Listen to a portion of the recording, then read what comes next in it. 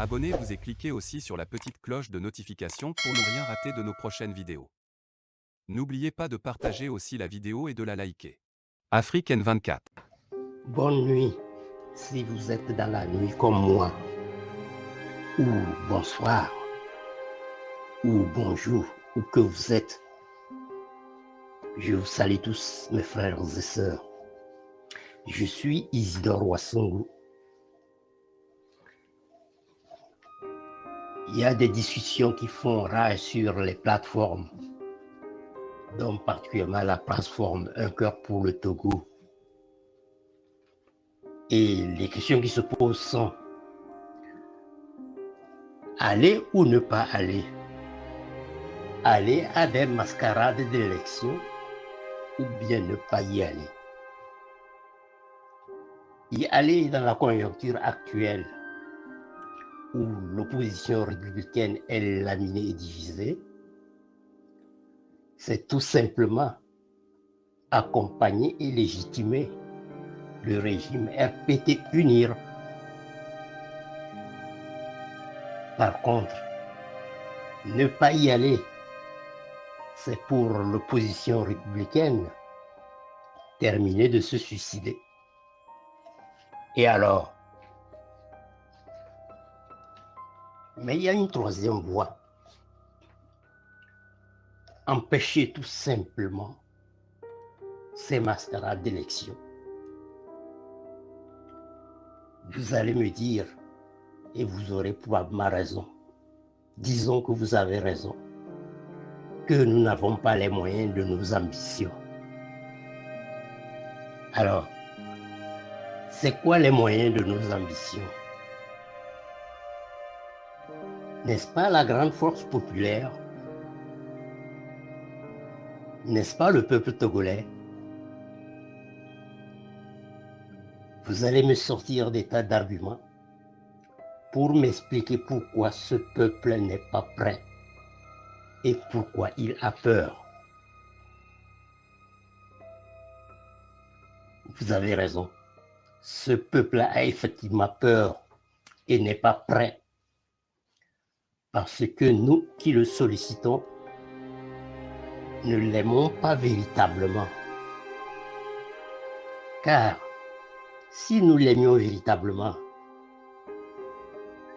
nous ne laisserions pas croupir dans les geôles de Fort Nyasingbe nos frères et sœurs détenus politiques. Que chacun de nous se mette, ne serait-ce qu'un instant, à la place de l'un d'eux et qu'il nous dise sincèrement, en son âme et conscience, ce qu'il attendrait de nous qui sommes dehors dans la prison à ciel ouvert. Si nous daignions nous battre réellement pour qu'il n'y ait aucun de nos frères ou aucune de nos sœurs en prison, nous réussirions à faire échec à toute velléité de mascarade d'élection. Pourquoi sommes-nous si injustes pour nos frères et sœurs embastillés pour leurs opinions politiques? Pourquoi j'ose dire que nous sommes injustes? Qu'avons-nous fait pour être traités d'injustes? Alors, comment devient-on injuste? Martin Luther, lui, dit ceci: une injustice commise quelque part est une menace pour la justice dans le monde entier. Et le français Montesquieu lui dit: une injustice faite à un seul menace est une menace faite à tous. Et nous allons aller en Afrique du Sud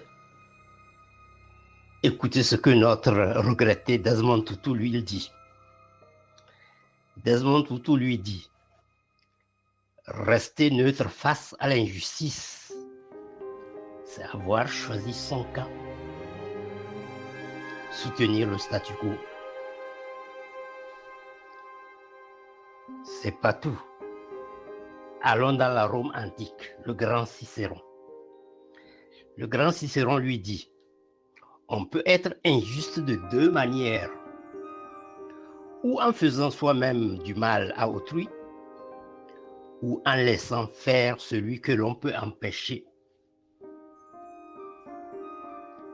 Alors, notez-vous déjà de quelle façon nous sommes injustes envers nos frères et sœurs embastillés pour leur opinion politique. Bien sûr que nous savons tous qui sont injustement embastillés. Bien sûr que nous avons un certain pouvoir pour amener fort à réparer cette grave injustice qu'il commet en détenant des Togolais en prison juste à cause de leurs idées politiques. Nous devrions tous clamer haut et fort, à fort de libérer immédiatement les détenus politiques qui croupissent dans ces geôles au Togo.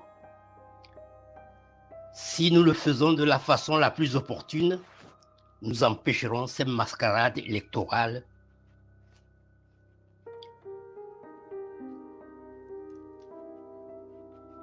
Et notre peuple sera avec nous, debout, comme nous souhaitons le voir. Debout, prêt à prendre son destin en main. Merci infiniment pour m'avoir prêté attention.